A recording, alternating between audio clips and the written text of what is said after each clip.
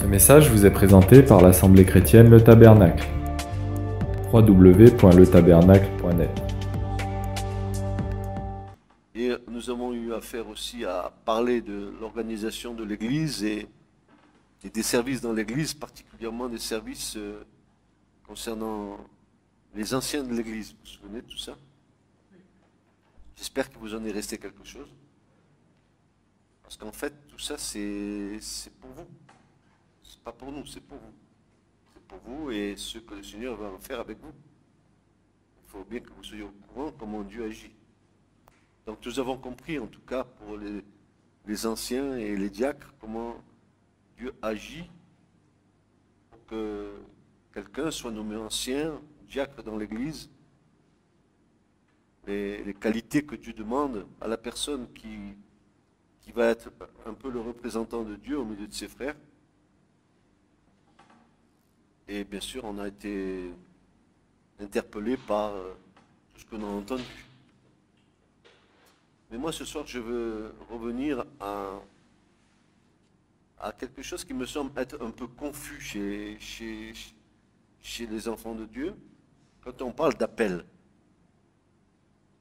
Au cours de mes nombreuses années, j'ai entendu toujours les personnes venir vers moi et ils ne savent pas quand commence l'appel, ils ne savent pas à quoi ils sont appelés, ils ne savent pas, ils sont en train de tâtonner. Ils tâtonnent, et alors que l'Écriture donne des réponses bien précises.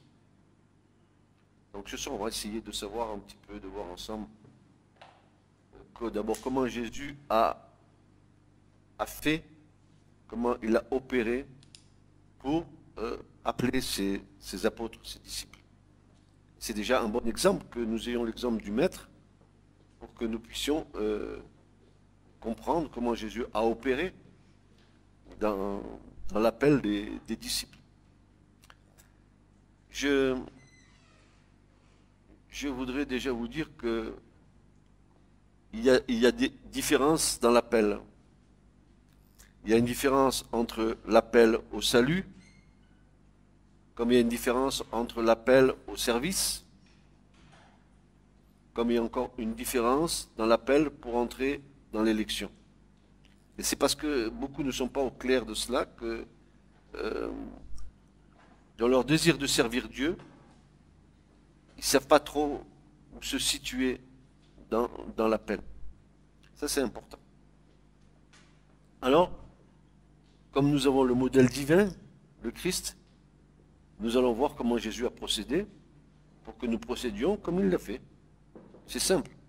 Nous sommes les imitateurs de Christ et nous devons imiter le Seigneur dans tout ce qu'il a fait. Alors, le premier texte que je voudrais lire avec vous, c'est un texte qui se trouve dans le Nouveau Testament, bien sûr, dans l'évangile de Luc, au chapitre 6.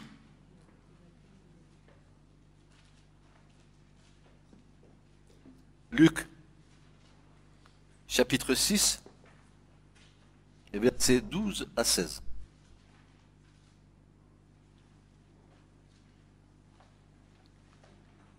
Luc, chapitre 6, versets 12 à 16.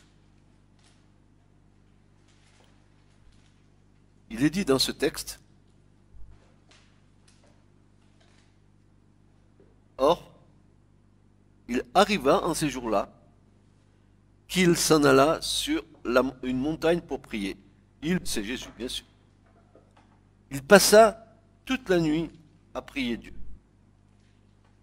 Et quand le jour fut venu, il appela ses disciples. Et en choisit 12 d'entre eux, lesquels il nomma aussi apôtres. Simon, qu'il nomma aussi Pierre, et André son frère, Jacques et Jean, Philippe et Barthélemy, Matthieu et Thomas, Jacques le fils d'Alphée, et Simon qui était appelé le Zélote, Jude, frère de Jacques, et Judas l'Iscariote, qui aussi devint le traître. Donc, il nous est dit que Jésus passa toute la nuit à prier Dieu sur une montagne, et quand le jour fut venu, il appela ses disciples. Alors, le verbe qui est là, appeler, c'est un premier verbe qui a cette connotation de dire j'appelle pour convoquer, pour rassembler. Il va rassembler ses disciples, il va les appeler. C'est pas une question d'appel au service là. C'est j'appelle Gabriel, j'appelle Émilie, j'appelle David, j'appelle Nathanaël, je les appelle et ils viennent, n'est-ce pas? Et une fois qu'ils sont rassemblés devant lui, qu'est-ce que fait Jésus? Il va les choisir. Il va les choisir un parmi tous ceux qui sont là. Il va en choisir 12. Et nous savons que quand Jésus a commencé à évangéliser, un nombre de disciples assez important ont commencé à le suivre. Ça a commencé par 12, ensuite 70, 120, et puis après c'était des foules entières qui sont venues derrière lui. Mais là, c'était 12 qu'il devait choisir. Et lesquels il nomma, c'est-à-dire, quand il est dit il nomma, c'est-à-dire qu'il va leur donner un nom. Pas le nom qu'ils avaient, mais il va changer leur nom de Pierre, par exemple. Il va le dire, je t'appelle maintenant Céphas. Pourquoi Jésus va faire ça?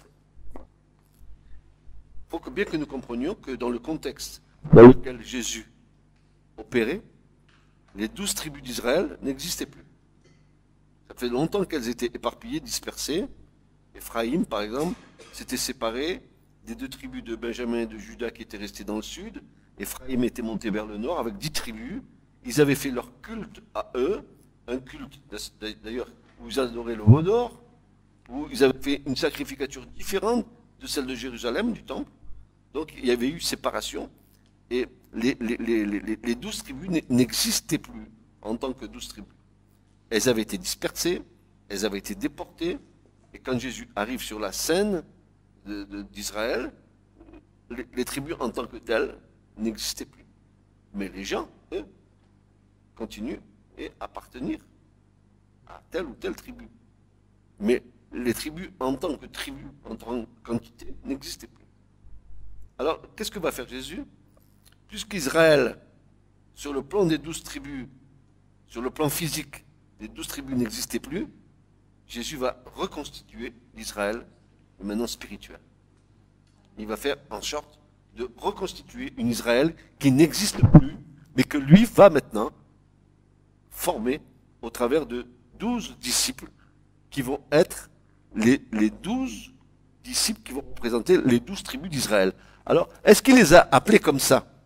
Et alors, ce que je voudrais vous communiquer, c'est que, pour vous dire que les choses n'ont pas été faites à la légère, c'est que quand Jésus va choisir les 12 disciples, il va faire en sorte de prendre 12 disciples qui font partie de 12 tribus d'Israël différentes. Le premier, c'est Pierre. Pierre, il est ce personnage avec des réactions tout à fait imprévisibles. Pierre, c'est excusez-moi l'expression, c'est la grosse bouche, il fallait qu'il parle. Il y a des gens comme ça qui ne savent pas tenir leur bouche, et allez, ils ouvrent leur bouche. Allez, hop, on dirait ça, j'ose même pas le dire ici, parce que, bon, ça passera pas sur Internet. C'est une grosse gueule, voilà. Hop. Non, Seigneur, tu n'iras pas là. Non, Seigneur, tu ne feras pas ça. Non, Seigneur, non, non, non, non. Pierre, tais-toi, s'il te plaît. Tu l'ouvres trop. Et donc, il est considéré rattaché à la tribu de Ruben. Il faut que vous sachiez qui était Ruben. Ruben, c'est le premier fils que Jacob a eu avec Léa. Ruben, qui veut dire en hébreu, Ra-ben, j'ai vu le fils. Ruben veut dire j'ai vu le fils. Et quand vous voyez l'écriture, frères et sœurs, franchement, quand vous voyez l'écriture, vous voyez ce qui est écrit, quand vous voyez que la Jérusalem céleste elle descend du ciel avec les 12 fondations qui sont les 12 tribus d'Israël, et qu'il y a des positionnements de ces 12 tribus par rapport aux 12 portes de Jérusalem, vous verrez qu'il y a là encore un plan de Dieu où le Seigneur Jésus, quand il reviendra, il passera par une porte et pas n'importe laquelle. Toutes les portes ont été positionnées par rapport au plan de Dieu. C'est fantastique. Franchement, personnellement, je suis complètement extasié devant ce plan de Dieu, tellement qu'il est formidable. Il est formidable. Il nous dépasse. Ça dépasse l'intelligence et l'entendement humain. Voilà. Alors, Pierre, lui, il se rattache à la tribu de Ruben. Donc, comme si Pierre, en tant qu'apôtre, en tant que celui que Jésus va instituer pour bâtir son église, était le premier dans l'ordre de la hiérarchie. Donc, c'est Pierre le premier, donc c'est l'équivalent de Ruben dans Jacob et Léa. Fantastique. Ça, c'est que le Seigneur qui peut faire ça. Les deux sont les premiers-nés. Un d'Israël, des 12 tribus d'Israël physiques, mais Pierre, ça va être celui qui va faire le premier de l'Israël spirituel, qui va être représenté par les 12 apôtres. Alors, Pierre. Deuxième, Simon. Simon, c'est celui qui est rattaché à la tribu de Gad. Son caractère irritable lui a valu le surnom de Zélote, Simon le Zélote. Et ne l'enquiquine pas, parce que Simon le Zélote, il va démarrer au quart de tour. Ce qui est extraordinaire, c'est que si vous faites, et ça je vous donne des choses que vous n'entendrez certainement pas en enseignement, si vous êtes en train de regarder tous les caractères de ces hommes de l'Israël terrestre, que vous regardez tous leurs caractères, il y a des grosses gueules, il y a des timides, il y a des froussards, il y a des meurtriers, mais tous vont rentrer dans le royaume de Dieu. Tous, parce qu'ils vont être graciés par Dieu. Il en sera ainsi pour les 12 apôtres du Christ. C'est exactement pareil. À part que là, maintenant, ceux que le Seigneur choisit vont être remplis du Saint-Esprit. Les autres n'avaient pas. Et alors, ce Simon, qui sera Simon le Zélote, l'irritable, deviendra Simon doux comme un petit agneau. Parce que la présence du Seigneur va transformer sa vie. Ensuite, Jacques le mineur, lui, il se rattache de la tribu d'Asser. Et dans sa maison, n'est-ce pas, il est dit que Asser deviendra un pain excellent. Asser deviendra un pain excellent. Et si on avait le temps, et je ne l'ai pas, dommage, qu'on puisse prendre la valeur numérique en hébreu de chacun de ces mots-là, vous verriez la véritable merveille qu'il y a derrière encore. Je vous laisse entrevoir, vous ouvrez la fenêtre juste un petit peu pour que vous compreniez. Là, vous êtes en train de mettre le nez. Vous mettez le nez, l'œil dans quelque chose qui touche à l'univers, à Dieu. Donc c'est quelque chose d'immense. Ensuite, il y a André. André, qui sera l'apôtre du Seigneur, au même titre que Simon le Zélote et Pierre. André, lui, il se rattache à la tribu de Zabulon, une des 12 tribus d'Israël. Zabulon, c'est quelqu'un qui va dominer sur la partie maritime d'Israël. Par exemple, aujourd'hui, ce qu'on appelle la Palestine, Gaza, Ashkelon, etc. Toute cette partie-là que les Palestiniens revendiquent, mais qui n'est pas leur terre, et qui n'est même pas la terre des Philistins, mais qui est la terre d'Israël, quand Dieu a donné à Israël la terre de Canaan. Il y a fixé les frontières de cette mer-là jusqu'à l'autre bout de l'Euphrate. Il avait donné toute la dimension d'Israël. Et aujourd'hui, si les Palestiniens revendiquent quelque chose qui ne leur appartenait pas, mais qui était déjà aux Philistins auparavant, mais qui n'appartenait pas aux Philistins, qui était à Israël, tout ça appartient à Israël. Et je vous annonce une bonne nouvelle, une bonne nouvelle. Et n'allez pas la chercher ni dans le monde, ni dans n'importe quel journal de France, qui soit un journal très intellectuel. Je vous annonce une chose, c'est que Gaza, Ashkelon et tout ce qui est la partie palestinienne sera redonné à Israël et à la tribu de Juda. C'est marqué dans le prophète Sophonie. Ça, c'est clair qu'à la fin des temps, déjà aujourd'hui, je m'excuse, mais il y en a qui commencent à se faire du souci avec Trump. Les Palestiniens, ils savent pas à quelle sauce ils vont être mangés avec Trump. Parce qu'il est pro-israélien à 1000%. Alors, donc, on en est là, mais, voilà. Cet André-là, qui se rattrape à la tribu de Zabulon, eh ben, sa tribu était de ce côté-là. Il était sur les côtes maritimes. Quant à Jean, Yohanam, en hébreu, Yahanam, Dieu a fait grâce, Dieu a fait miséricorde. Quand tu ouvres l'évangile de Jean, tu as un titre, l'évangile hein, selon Saint Jean, tu peux dire l'évangile de la miséricorde de Dieu. Et Jean, lui, va sortir de quelle tribu? La tribu de Juda. Évidemment. Et il sort de la tribu de Juda.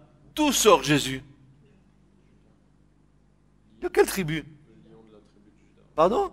On dit le lion de la tribu de Juda. Non, non, non. De quelle tribu? Tu me dis le lion de la tribu de Juda. Tu dis Juda. Où c'est marqué dans l'écriture?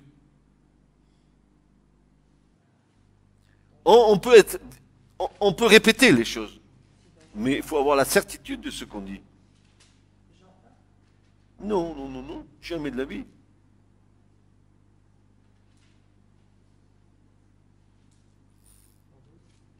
Jean 2, Jean 3, Jean 4. Jean 5 aussi.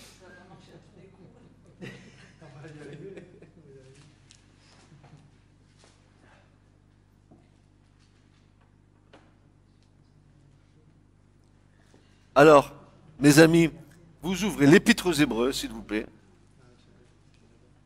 Et vous allez au chapitre 2 de l'Épître aux Hébreux. Et vous saurez d'où Jésus sort.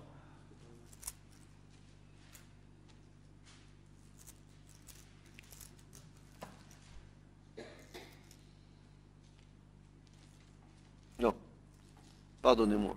Je vous ai dit Hébreux 2, je me trompe. C'est Hébreux, ça doit être Hébreux 7. Voilà, Hébreux 7 et verset 14, c'est bien ça. Qu'est-ce qu'il est dit là? Allez Gabriel, je t'écoute. Car il est notoire que notre Seigneur est sorti de Juda, tribu dont Moïse n'a rien dit pour ce qui concerne le sacerdoce. Donc, nous avons l'information que Jésus est de la tribu de Juda, dans laquelle Jean est né. Il est de la tribu aussi de Juda. Que veut dire Juda en hébreu? Yehuda. Dieu est ma louange. Et qu'est-ce qui va sortir de la tribu de Juda? Celui sur lequel toutes les louanges de l'univers entier vont lui être accordées. Il est sorti, il a surgi de la tribu de Juda. Et quand vous regardez le tabernacle de Moïse, la disposition des tribus autour du tabernacle, vous allez vous apercevoir que la première tribu qui est en face de l'entrée du tabernacle, c'est qui? Ben, la tribu de Juda. D'où Jésus est sorti de la tribu de Juda pour accomplir toute l'œuvre du Père. C'est clair encore.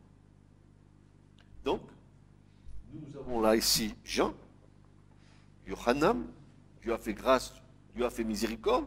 Jean qui, lui, nous a décrit le Christ comme le Fils de Dieu, comme l'aigle royal.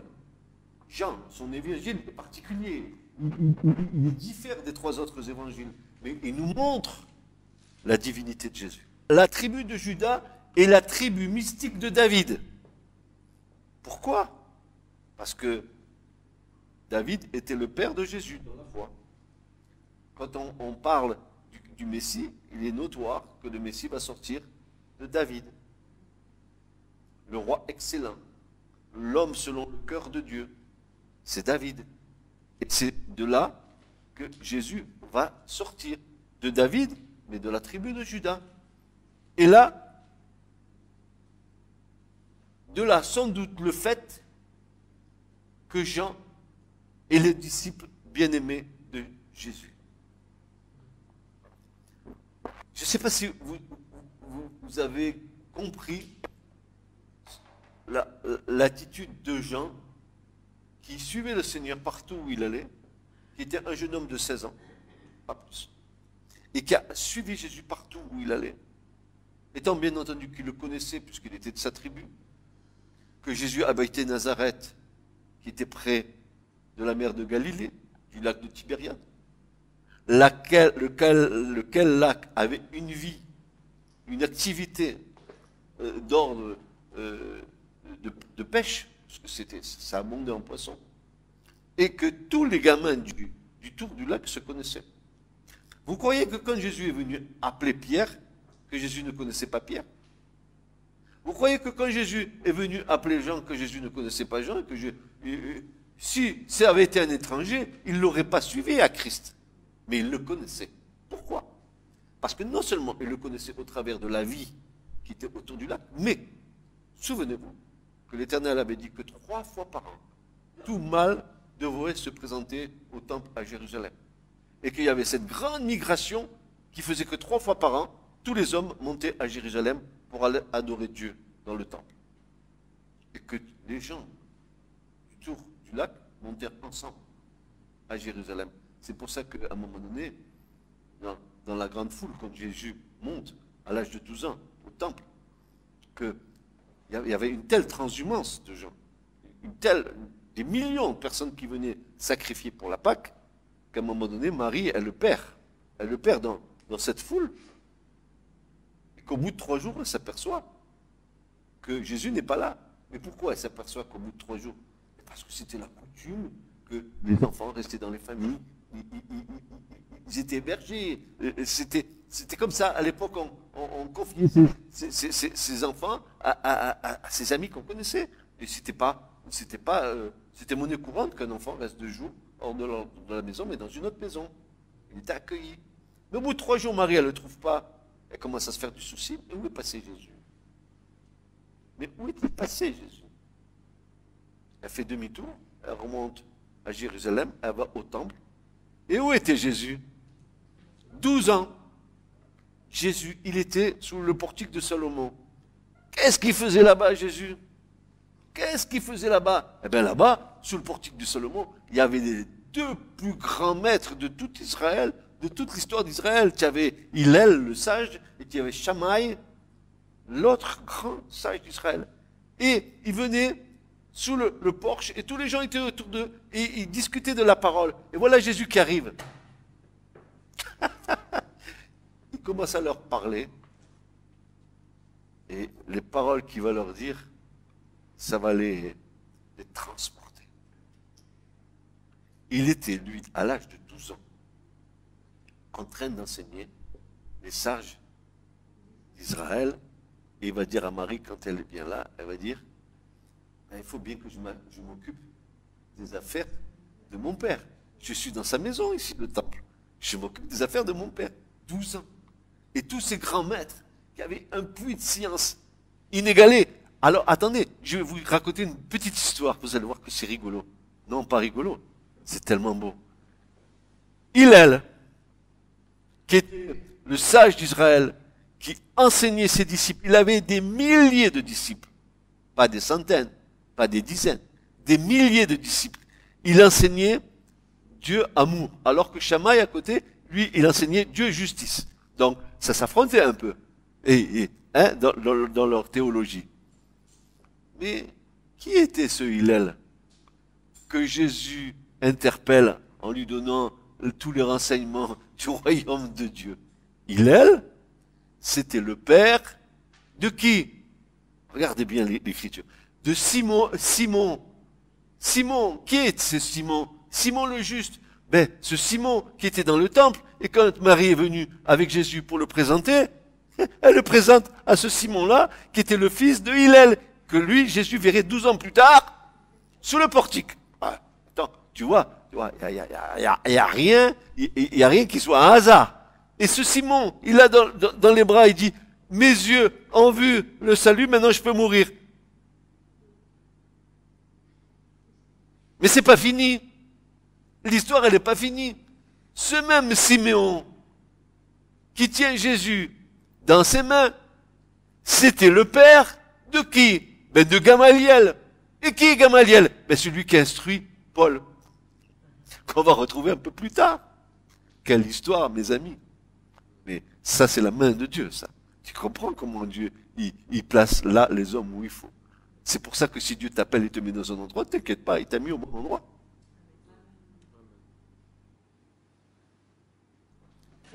Hillel, qui voit Jésus à l'âge de 12 ans. Et l'autre vient lui parler du royaume de Dieu, de son Père. Et il y avait des milliers de personnes. Et Jésus, 12 ans, il enseigne les grands-maîtres d'Israël. Sa mère vient. Oh, tu sais, maman, il faut que je m'occupe des affaires de mon père. Mais 12 ans avant, le fils de cet Hillel, Simon, le juste, c'est lui qui tenait Jésus dans le temple quand ils sont venus pour le consacrer au Seigneur, selon la loi. Et c'est Simon et Anne, la prophétesse, qui le tiennent dans leurs bras. Et ce Simon dit, mes yeux ont vu le juste, je peux mourir maintenant. Je l'ai attendu tellement, et voici le juste, le salut d'Israël, il est là. Tu te rends compte, un enfant, combien? 8 jours dans les bras. Et il prophétise sur l'enfant. Et si tu vois la prophétesse à côté de ce qu'elle dit, c'est encore pire. Et puis ce même Simeon, ce Simon le juste, il a un fils. Qui est ce fils? Ben, ce fils, c'est Gamaliel. Gamaliel, c'est qui? C'est le super enseignant qui va dire au Sanhédrin, si ces choses viennent de Dieu, n'allez pas lutter contre Dieu, laissez-les faire. Quand il va parler des chrétiens. Mais ce même Gamaliel, c'est celui qui a instruit Paul, qui lui a donné toute l'instruction. Et Paul le dit, j'ai fait tout au pied de Gamaliel. Avant de compte, la chaîne. Est-ce que vous ne voyez pas la main de Dieu dans tout ça? Dieu conduit tous les événements de la vie. Je vous parle de ces choses-là pour que vous compreniez que la Bible, c'est pas un fratras. La Bible, c'est la parole de Dieu. C'est la révélation de Dieu pour nous. Qu'il n'y a rien dans l'Écriture qui soit anodin. Je vous disais, c'est dimanche que je vous disais ça, une virgule, une coordination, un « et » de coordination. Tout ça a une valeur dans l'Écriture qui nous révèle quelque chose. Donc ce fameux Jean, l'apôtre de l'amour, on ne parle pas là de Jean-Baptiste, hein. Là on parle de Jean l'évangéliste, qui connaissait d'ailleurs très très bien le temple de Jérusalem et qui avait accès dans le temple. Ça veut dire que sa famille, à Jean, avait accès au temple. Parce que quand Jésus va être entré devant le sacrificateur pour être jugé, Jean était là.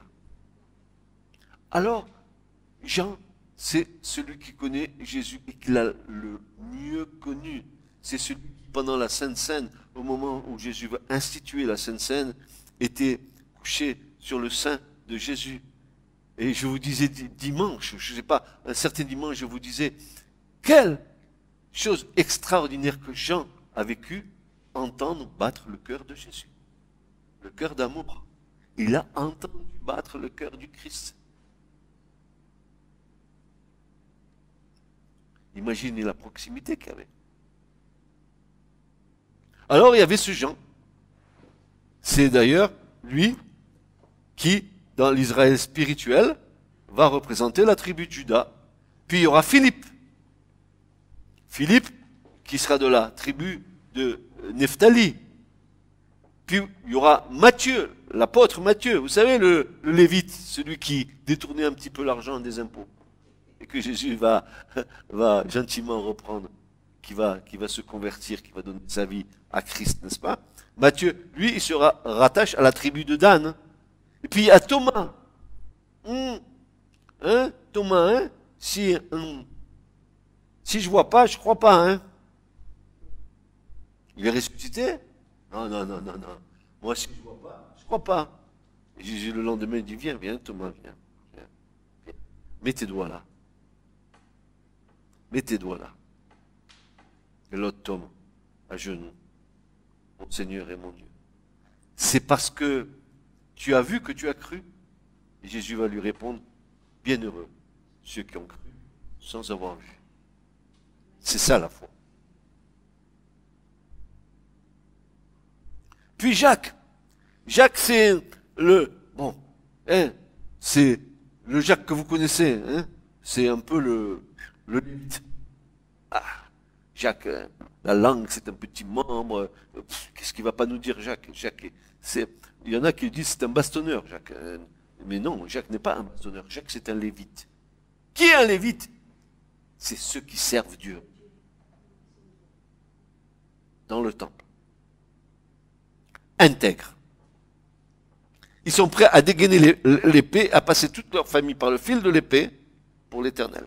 Ils l'ont fait avec Moïse quand ils ont commencé à adorer le veau d'or et que Moïse est revenu avec les tables de la loi et qu'ils étaient en train de faire la fête avec le veau d'or et que Moïse a dit « À moi les Lévites !» Ils sont venus, ils ont sorti leur épée, ils ont tué leur propre famille qui adorait le veau d'or. Barthélemy, de la tribu de Benjamin. Il a comme emblème le loup. Barthélemy. Puis Jude, lui, il se rattache à la tribu de Siméon. Puis Matthias, dit Judas, celui qui a livré le Seigneur. Il se rattache à la tribu de Joseph. Et puis, voilà, Jésus reconstitue les 12 tribus sur le plan spirituel en prenant des disciples qu'il va choisir comme apôtres représentant les 12 tribus d'Israël. Vous avez compris ça?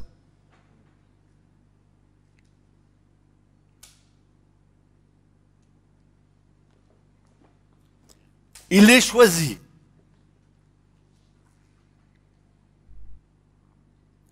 Pourquoi eux et pas les autres? Parce que c'était eux qui représentaient dans leur origine les 12 tribus d'Israël. Mais avec la connaissance que Jésus avait des personnes, avec le discernement que Jésus avait, il met Pierre en premier. Comme Jacob avait Ruben en premier. Et regardez, Ruben, j'ai vu le fils. Il était premier. Et qu'est-ce que Pierre a vu? Ben lui, il a vu le fils aussi. Hein. Il était avec Jésus.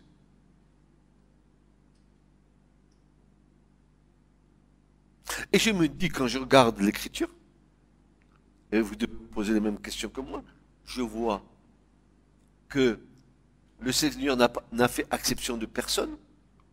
Il s'est choisi comme vase d'élection un Paul qui était un érudit de l'Écriture, un érudit de la parole, qui était un théologien hors pair. Il connaissait l'Ancien Testament comme sa poche. Et c'est lui qui nous a donné le lien entre l'Ancien et le Nouveau. Mais Dieu ne s'est pas contenté d'avoir des érudits. Qui était Pierre? Un pécheur. C'est pour ça, mes amis, ne vous inquiétez pas. Que vous soyez érudit ou pas érudit, si Dieu vous a choisi, il vous a choisi pour quelque chose selon les capacités qu'il veut vous donner. Quand je vois ce que Jésus va dire à Ananias concernant la conversion de l'apôtre Paul, il va lui dire, je me le suis réservé, en parlant de Paul, comme un vase d'élection pour aller vers les rois, vers les nations, pour publier mon nom et l'évangile de la grâce.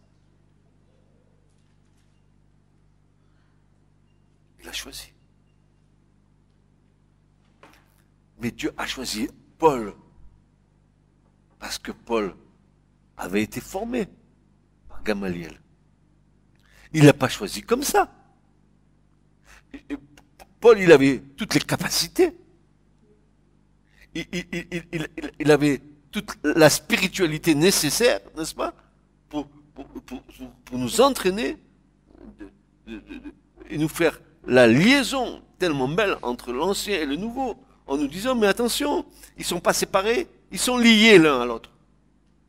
C'est pour ça que c'est une erreur de dire, on n'est plus sous la loi, on est sous la grâce. Erreur. Comme si la loi de Dieu disparaîtrait. Non, la loi de Dieu, elle est éternelle. Les 10 paroles de Dieu sont éternelles. Ça veut dire quoi, ça? Ça veut dire que la grâce a dépendu de la loi. Et que la loi nous a amenés à la grâce. Donc c'est indissociable. On ne peut pas les séparer. On ne peut pas les séparer. Et tout enseignant qui vous voudrait vous dire, ah, mais c'était de la loi, c'était du temps. Paul dira, et je vous rappelle les paroles de Paul dans Romains 7, il dira, la loi, elle est juste, elle est bonne, elle est sainte. Elle est un pédagogue qui nous a amenés jusqu'à Christ.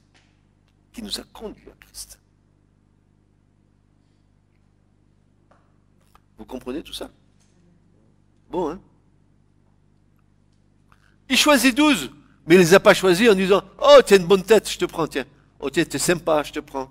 Non, Jésus, il nous a pas choisis comme les hommes choisissent selon les apparences. Jésus choisit ce que Dieu avait choisi d'avance. Il les connaissait. De toute éternité, il connaissait qu'il allait prendre en bas. Comme il te connaissait à toi avant même que tu naisses.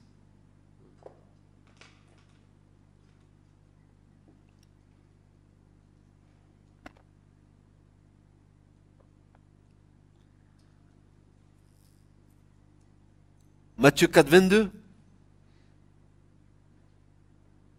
Donc, Jésus leur donna un nom.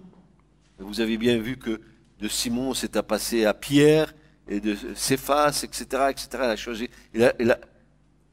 Écoutez bien. Chaque fois que Dieu appelle quelqu'un, je vais vous donner une bonne nouvelle, tiens. Gabriel, tu ne t'appelles plus Gabriel dans le royaume. Émilie, tu ne t'appelles plus Émilie dans le royaume. Car chaque fois que Dieu touche une personne dans le salut, il change le nom.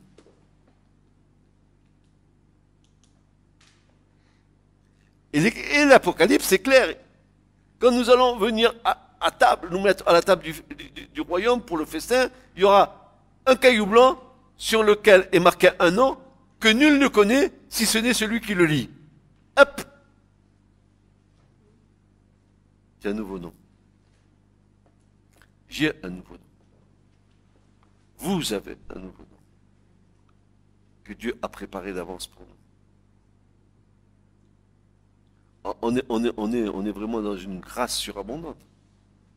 Dieu te fait tout pour nous.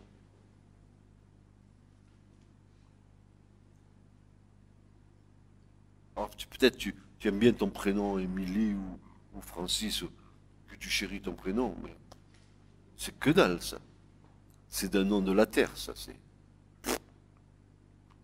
Gabriel, encore toi, tu es pistonné, tiens. Un nom d'un ange. Non, mais non. Regarde les noms païens qu'on a, nous. Hugo, Francis, il n'y a que lui. Le roi David, il est là, il trône. Et Élisabeth, peut-être la maison de Dieu. Et puis Nathanaël, le don de Dieu. Didier sort de la Guadeloupe, ça, c'est un nom armoréen.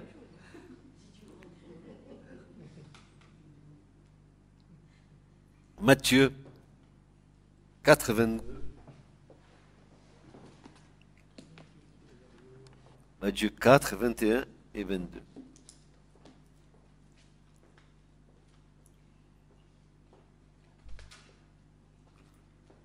Qui veut le lire? Et eux, aussitôt, ayant quitté la nacelle et leur père, le suivirent. C'est au 21? Non, 22. Non, mais je veux le 21 et le 22, s'il te plaît. Et passant de là, plus avant, il vit deux autres frères, Jacques le fils de Zébédée, et Jean son frère, dans la nacelle, avec Zébédée leur père, raccommodant leur filet. Et il les appela, Et aussitôt, ayant quitté la nacelle et leur père, le suivirent. Comment? Mais comment? Mais c'est la folie. Comment aurait-il suivi un étranger comme ça? Posons-nous la question. Jésus vient, il les appelle, il laisse le père avec la barque et les filets et ils le suivent. Est-ce qu'il suivrait un étranger? Il le connaissait. Il le connaissait.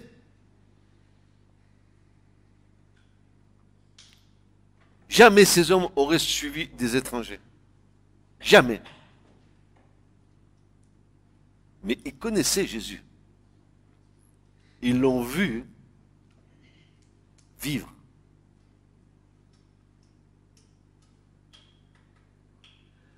Et puis, souvenez-vous ce que Jésus a fait. Il a commencé à faire quelques miracles autour de Nazareth. Le premier miracle qu'il fit, c'est où qu'il le fit? Au mariage, Oui. Où? aux noces de Cana. Aux noces de Cana, quand il changea l'eau en vin. Mais ensuite, après, il est allé à Capharnaüm, il est allé à Bethsaïda, qui veut dire Capharnaüm, qui veut dire le souk. Le village, normalement en hébreu c'est le village de consolation, mais c'était un peu le souk. Et Bethsaïda, en hébreu, veut dire Beit Saïda, ça veut dire la maison des pécheurs. Donc c'est le lieu où les gens péchaient, où on retrouve Pierre, où on retrouve ces hommes qui se donnaient à leur vie de pécheurs. Mais comment? Moi je viens te voir dans ton village et je te dis viens suis-moi. Tu vas me dire mais d'où tu sors toi? D'où je te connais? C'est vrai ou pas? Tu suivrais un étranger que tu ne connaissais pas, toi? Non. Non, non, non, non, non. Ils ont abandonné les filets et le père dans le bateau. Donc c'était fort. Mais mes amis, que c'est bon. Si quelqu'un veut me suivre, dit Jésus, s'il laisse pas son père, sa mère et ses frères et ses sœurs, il n'est pas digne de moi. Ah, qu'est-ce que nous dit Jésus? C'est ma famille. Ah, non, non, non. Non, je touche pas aux relations familiales, Jésus. Non, s'il te plaît, non. Oui. Pourtant, ses frères, ils ont tout fait pour lui mettre des bâtons dans les roues au Christ. Mais monte à la fête, c'était pas encore le temps. Va montrer tes miracles en haut là-bas. Vas-y, vas-y. Montre-toi. Allez, fais ton festival. Allez, fais ta pub, Jésus. Et Jésus ne demande pas parce que son temps n'était pas encore arrivé. Il leur a dit non. Non, non, non. Mais, si quelqu'un veut me suivre, dit Jésus, qu'il se charge de quoi? De sa croix. Et s'il aime son père, ses frères, ses sœurs plus que moi, il dira, il n'est pas digne de moi. Et ça ramène à quoi, ça, frères et sœurs? Mais ça ramène au premier commandement. Tu aimeras ton Dieu de tout ton cœur, de toute ta force, de toute ta pensée, de toute ton âme.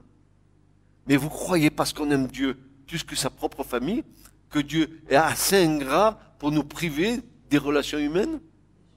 Alors là, vous n'avez rien compris. C'est que si vous mettez Dieu en priorité, il va faire en sorte que vos relations humaines sont encore plus solides, plus aimantes, plus... Ah, ça, c'est notre réaction charnelle. Ah, pourquoi j'aimerais Dieu plus que ma mère ou mon père? La chair. La chair. La chair. La chair. Il y a des choix à faire dans nos vies. J'aime mes enfants. J'en ai 3. J'ai 10 petits-enfants. Et cet après-midi, je disais à 2 de mes petits-enfants, assez âgés déjà, je leur disais, mais moi j'ai fait mon choix, c'est le Seigneur. Je vous aime, mais j'aime pas ce que vous faites. Je leur disais. Mais le Seigneur, il passe avant vous. Et un jour, c'est mon témoignage, et je vous le donne, parce que ma femme est témoin de ça. Ma femme n'était pas encore au Seigneur, il y a tant et tant d'années en arrière. Et elle osait me dire, qui tu préfères, ton Dieu ou moi? Yvette. Mais je comprenais sa réaction. Elle avait l'impression que je lui échappais. Que ce Dieu m'avait rendu fou. Et tu sais ce qui s'est passé? Il a fallu que je prenne une position spirituelle par rapport, maintenant j'ai compris à l'appel que Dieu mettait sur ma vie. Et j'ai compris. Un verset je peux vous le dire, c'est ce qui s'est passé. Un verset a traversé mon esprit qui disait ceci. Si tu rougis devant moi, devant les hommes, moi aussi je rougirai de toi devant mon Père qui est dans les cieux. Je me suis retourné vers ma femme.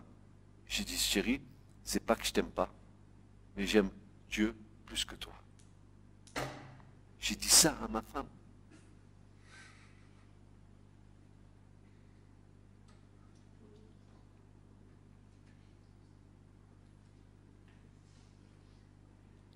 Et ça fait des années que c'est comme ça.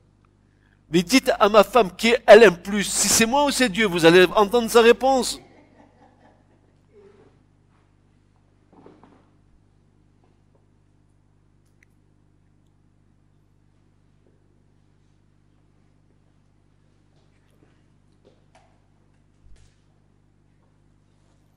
Il les appela.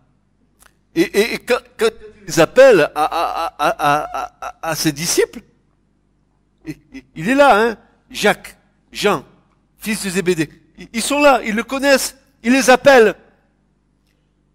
Suivez-moi. Laissez vos filets. Vous avez été pêcheurs de poissons, maintenant je vais vous faire des pêcheurs d'hommes. Suivez-moi. Quand tu entends la voix de Jésus dans ta vie, tu ne résistes pas. Si le Seigneur a décidé de travailler avec toi, a fait un choix sur ta vie, t'inquiète pas. Ne t'inquiète pas. Ces hommes, j'admire leur foi. Comment? Laisse ton business. Tu peux laisser ton business? Laisse tes filets. Tu peux laisser ton père? Laisse tout ça. Suis-moi.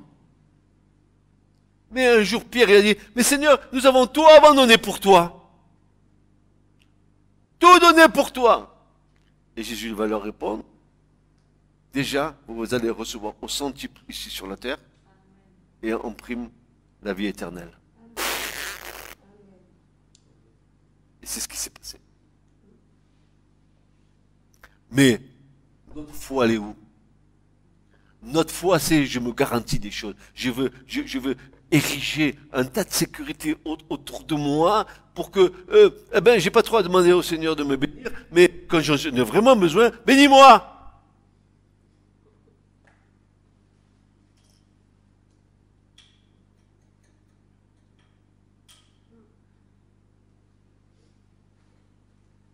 Et c'est pour ça que le Seigneur va dire, quand tu regardes l'église de Laodicée, il va dire, tu te crois riche, tu es pauvre. Tu es nu, tu es aveugle et tu es misérable. Il dira à l'église de Laodicée. Il lui dira.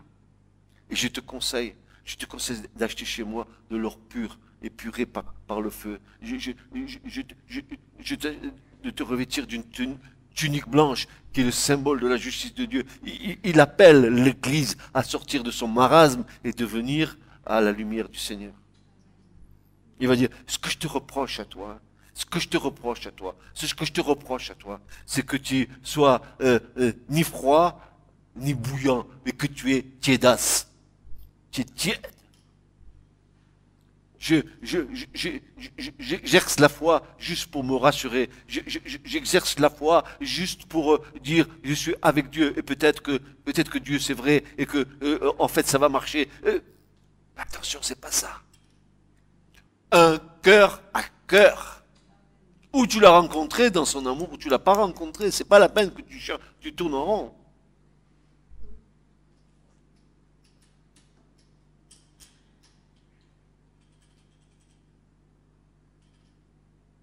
Et c'est parce que tu es comme ça, dit le Seigneur, je te vomirai dans ma bouche.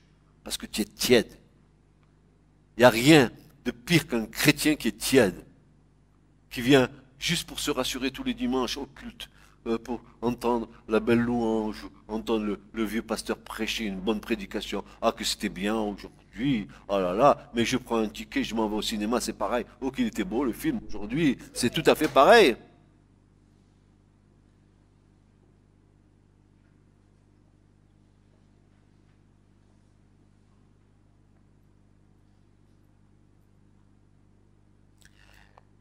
Et je vous dis ce soir, frères et sœurs, vous êtes mis au bénéfice de tous ces gens qui ont mis leur vie sur l'autel. Ils se sont offerts en sacrifice pour nous. Est-ce que vous imaginez que c'est pour nous qu'ils ont fait ça?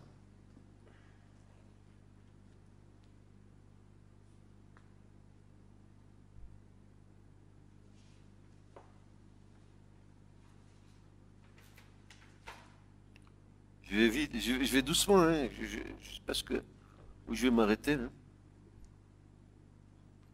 Hein. Matthieu 4, versets 18 à 22. Matthieu 4, versets 18 à 22. Et comme il marchait le long de la mer de la Galilée, il vit deux frères, Simon appelé Pierre et André son frère qui jetaient un filet dans la mer car ils étaient pêcheurs. Et il leur dit, venez après moi ou suivez-moi, je vous ferai pêcheurs d'hommes. Et aussitôt, ayant quitté leur filet, ils le suivirent. Mais quel était leur désir à eux? Ils voulaient être des pêcheurs d'hommes pour abandonner toute ta stratégie humaine pour avoir un bon salaire, pour avoir des bonnes choses, d'être à ton aise. Et il y en a qui disent, ben, je me mets de l'argent dans la banque en cas de pépin, on ne sait jamais. Mais où est ta confiance en Dieu? Que si tu es sans un penny, que Dieu est capable de te bénir au-delà de tout ce que tu penses et de tout ce que tu espères. Quand est-ce que tu vas exercer la foi? Si tu te rassures en tout, que tu mets des clôtures autour de toi, que tu te blindes en disant « Ah, même s'il m'arrive un problème !»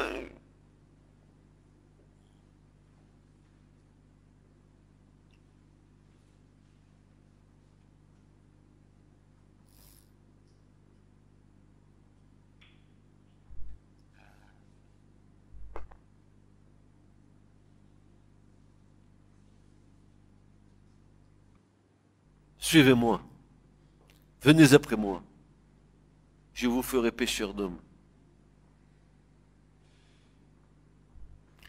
Ayant passé de là plus en avant, il vit deux autres frères, Jacques le fils de Zébédée, c'est ce qu'on a vu auparavant, et Jean son frère dans la nacelle. Donc Jésus y remontait le long du lac, il s'arrêtait, il appelait, ça suivait, ça partait, il s'arrêtait et il le suivait. Et dis donc, qu'est-ce que le Saint-Esprit a dû faire dans le cœur de ces hommes pour qu'ils suivent Jésus comme ça? Il ne leur a pas proposé une place dans le royaume en leur disant, je vais te mettre au ministère des trucs là-bas en haut dans le royaume, tu vas voir. Je vais pas, tu viens avec moi, je t'offre une situation de premier choix. Non, je vais te faire pêcheur d'hommes avec tout ce que ça comporte, pour pêcher une âme pour le royaume. Tous les trésors de la grâce que tu dois déployer pour qu'une âme soit attirée à Christ, pour que tu sois un bon témoin du Seigneur, pour que les âmes, que ce soit à ta gloire au jour où tu rencontreras le Seigneur, de voir toutes les âmes que tu as pu amener à Christ avec l'aide du Saint-Esprit.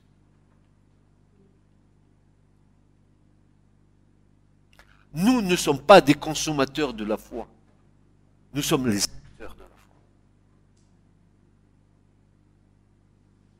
On ne peut pas rester dans une espèce de statique religieuse dans laquelle on se complaît.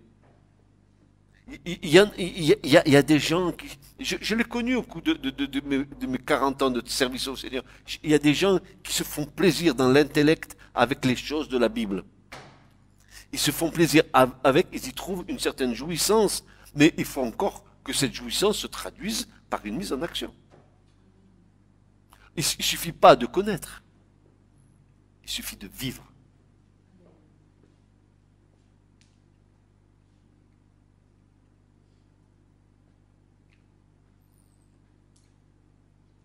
Alors, on a quelques petites questions, et puis je terminerai par là, hein, parce que bon, on en a. Est-ce que vous voulez qu'on continue vendredi prochain? Voilà, c'est le préalable.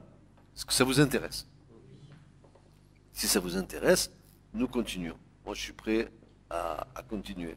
Mais je voudrais que quand vous sortiez de cet enseignement, que nous allons avoir, que vous ayez une conviction de foi dans votre vie, de savoir qui vous servez.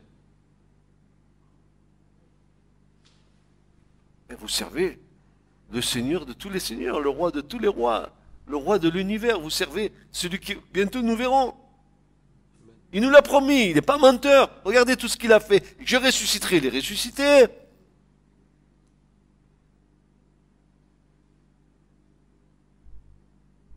Alors, quelques questions. Qu'est-ce qui constitue l'appel de Dieu pour un service qu'on peut appeler spécial, un service qu'on désirerait faire pour le Seigneur? Parce qu'il n'y a aucun service que nous puissions faire qui n'a été un désir de Dieu dans notre cœur qui va se trouver réalisé. C'est Dieu qui place dans notre cœur ce désir de le servir. Et on va savoir à un moment donné en quoi nous allons le servir.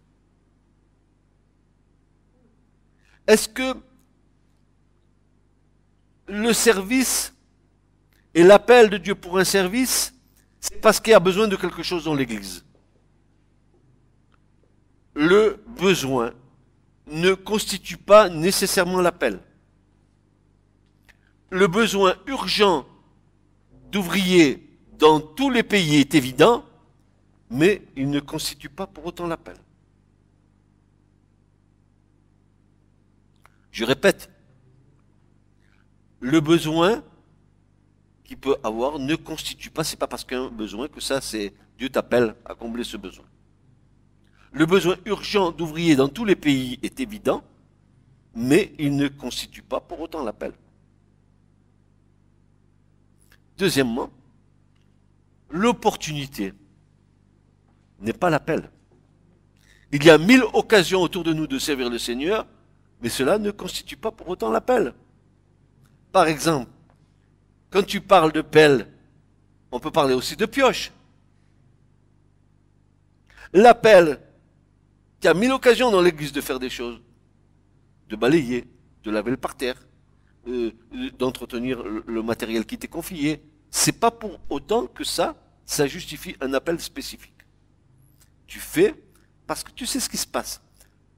Pour que ton appel soit reconnu au milieu de tes frères, il va falloir que tes frères te voient naviguer dans l'appel que tu prétends avoir. C'est normal. Pour mettre à la tête un ancien, il faut bien que l'Église voie si l'ancien, il est bien dans les critères de l'ancien. Selon ce que nous avons compris des Écritures. Donc, il faut voir la personne qui prétend avoir quelque chose dans un service qui lui paraît spécifique, voir si c'est vraiment l'appel de Dieu, et si c'est vraiment l'appel de Dieu, comment il le pratique dans l'église locale, pour que tout le monde le voie, et qu'à un moment donné, quand l'appel aura été discerné, quand on aura dit, cette personne elle a vraiment l'appel, que ce soit l'assentiment de tous.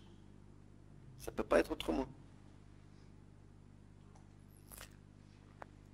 La capacité, donc j'ai des capacités, j'ai un master 2, 3, 4, 5, 10, 25, j'ai fait tant d'études, j'ai pas une tête que j'ai, c'est un compteur à gaz tellement que je suis intelligent. La capacité ne constitue pas davantage l'appel. Nous pouvons être qualifiés spirituellement, intellectuellement et physiquement, mais cela même ne constitue pas l'appel. L'appel vient de Dieu.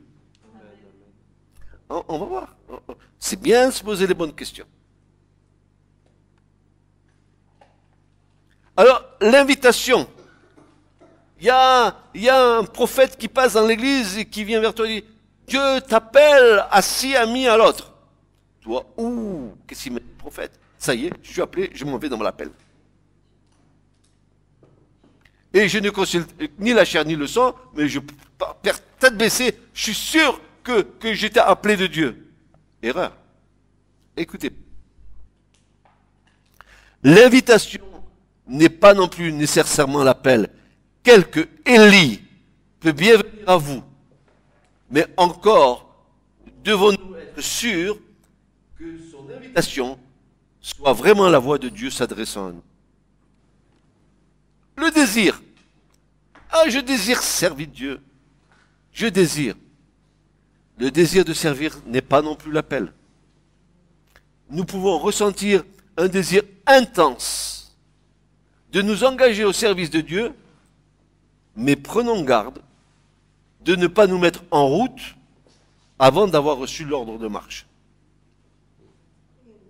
C'est le lapin et la tortue. Il y en a qui démarrent. Oh, Speedy Gonzalez, paf! Ils se prennent un mur. Puis il y en a d'autres, ils sont comme les tortues. Ils avancent, piano, piano. Ils ont le temps. Ils entendent, ils s'écoutent, ils se laissent former. Les autres, non, non, non, non, non, moi je suis bon. Speedy Gonzalez, tout ce que j'ai pu faire ça, ils se sont pris un mur. Tous. Pourquoi? Parce que le désir n'est pas l'appel. Et même, si nous pouvons ressentir un désir intense de nous engager au service de Dieu, prenons garde de ne pas nous mettre en route avant d'avoir reçu l'ordre de Dieu de partir. Ne devançons pas l'appel de Dieu. L'appel authentique. L'appel de Dieu, c'est cette conviction intime et profonde dans le secret du cœur qui produit en nous la paix dans l'assurance, confirmée par sa parole, qui nous a vraiment choisis pour une tâche particulière dans un lieu bien défini.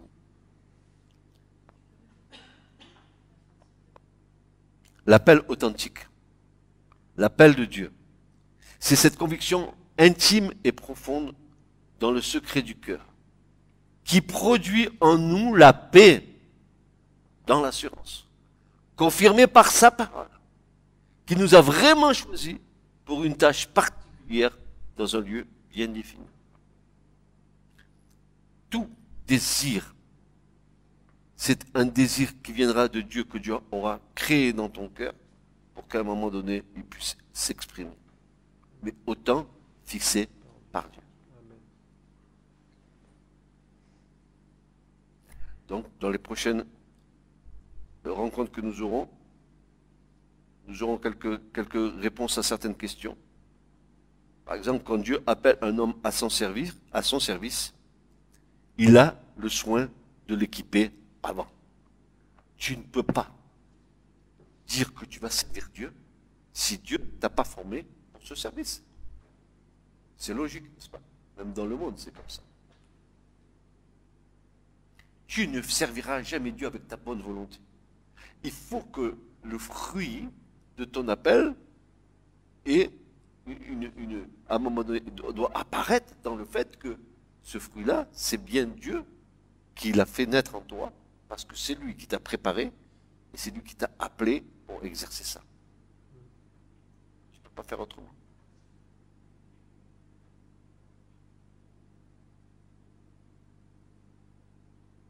Alors, il y a d'autres questions, mais on y répondra la prochaine fois. L'appel de Dieu est toujours clair, défini et sans équivoque. Il vient le plus souvent par l'intermédiaire d'un instrument humain.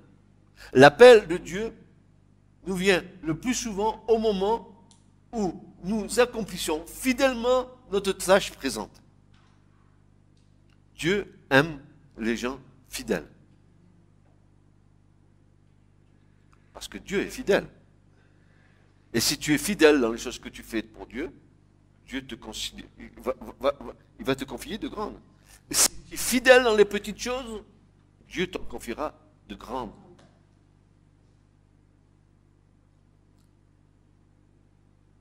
Amen. Ce message vous a été présenté par l'Assemblée chrétienne Le Tabernacle. www.letabernacle.net